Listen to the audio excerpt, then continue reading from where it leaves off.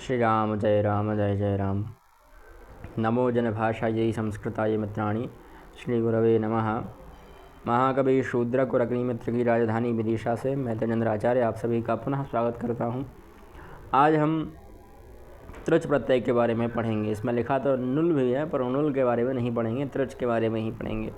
उनुल त्रुचौ सूत्र है धातु से बाला है ना, जो उस चीज़ में पर्याप्त परिपक्व है उसके लिए कर्ता के अर्थ में त्रिच प्रत्यय होता है। त्रिच में भी चकार गीत संज्ञा हो जाती है, केवल त्रिशेष रह जाता है। ठीक है, तो बनता क्या है, जैसे क्री धातु है उसमें हम त्रिच प्रत्यय करेंगे। ये त्रिच प्रत्यय करेंगे तो चा की संज्ञा कर दीजिए, चा को हटा दीजिए, बचा त्रि है ना। अब इस क्री जो है इसको गुण कर देंगे, सार्वधातुकार धातु के योग से क्री के स्थान पर गुण हो जाएगा तो बचे हो जाएगा कर। ठीक है, आगे त्रि है, मिला देंगे तो कर्तृ रूप बन जाएगा। पर आप लोगों ने कर्ता रूप पढ़ा होगा, कर्तृ बहुत कम पढ़ा होगा। तो कर्तृ से कर्ता कैसे बन गया, तो वैसे ही बन गया, ऐसे बनना चाहिए था। कभी शब्द रूप याद किए हो तो पितृ शब्द का प्रथम रूप में क्या बनता है, पिता, मातृ का माता, धातृ का धाता। उसी प्रकार से कर्तृ का कर्ता बना। ठीक है, हर्तृ उसी प्रकार से हरि धातु है, उसमें गुण कर दीजिए, हर्तृ बन जाएगा है ना। इसी प्रकार से समहर्ता, धातु, उपकर्ता इत्यादि ये रूप बन जाएंगे सुप इत्यादि विभक्ति लगाने पर है ना। विशेष्य के अनुसार इनके लिंग विभक्ति वचन हो सकते हैं। ठीक है, होते हैं, अथवा ये खुद ही कर्ता होते हैं। फिर स्त्रीलिंग में ई लगाकर नदी के तुल्य रूप बनते हैं। जैसे क्री का क्या बनेगा, कर्तृ, ह्री का हर्तृ, समहर्ति, धर्तृ, उपकर्तृ, ऐसे रूप बनेंगे। ई लगा दीजिएगा बस, है ना। प्रायः सभी धातुओं से त्रिच प्रत्यय लगता है। त्रिच प्रत्ययांत के साथ में कर्म में षष्ठी हो जाती है। जैसे पुस्तकस्य कर्ता हर्ता धर्ता वा, पुस्तक का कर्ता हर्ता धर्ता।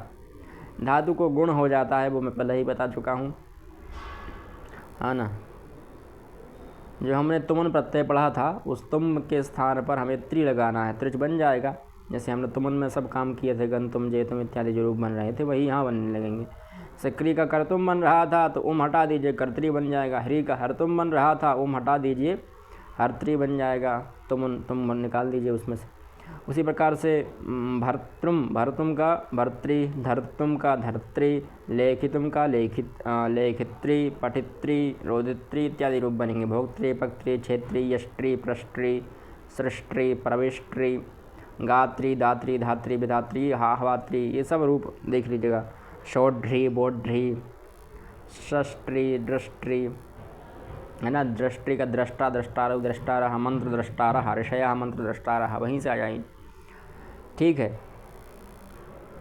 ये देखिए, ईश्वरस्य जगतः कर्ता धर्ता संहर्ता च अस्ति।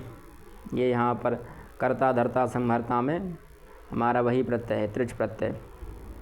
और स्त्रीलिंग में कर्त्री, धरती, संहर्ती रूप बना। ठीक है, यहाँ भी कर्ती, धरती, संहर्ती रूप लिखा। ये सब त्रिच प्रत्यांत शब्द हैं। ठीक है, इनका अभ्यास कर लीजिएगा। और भी कुछ अब यहाँ अभ्यास के लिए कुछ हमारे पास शब्द नहीं है।